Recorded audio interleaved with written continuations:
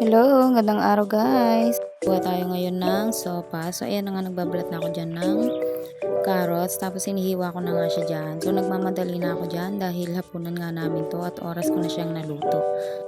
At kahit mainit nga pala yung panahon ngayon ay magsusopas pa rin ako dahil gusto ko nga humigop ng sabaw ng sopas. At dahil meron nga rin akong stock dito ng shell ng sopas, lulutuin ko na rin.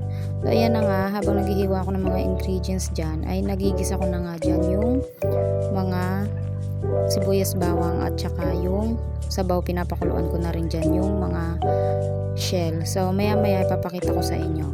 At eto na nga yan, nag-init na nga ako dyan ng kaldero, yung medyo malaki sa kaldero ko. Tapos naglagay na ako ng nakasachet na butter lang. At saka ako magigisa ng sibuyas at bawang.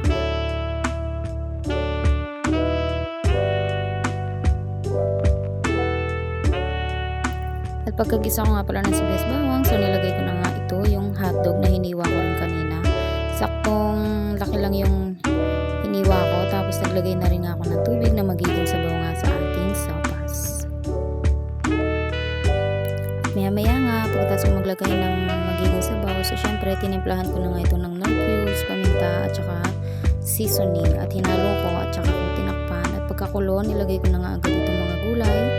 Nanuna ko tong carrots at maya sinunod ko na nga rin yung repolyo.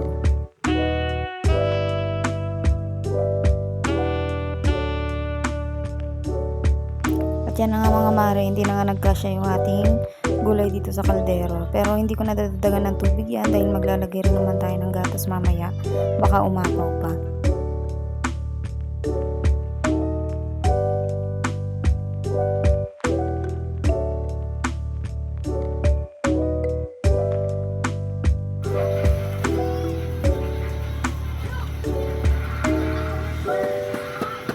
Okay na to.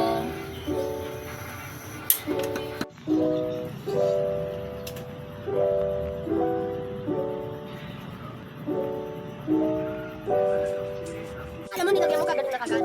Ano yun? Paano yun ito ganun?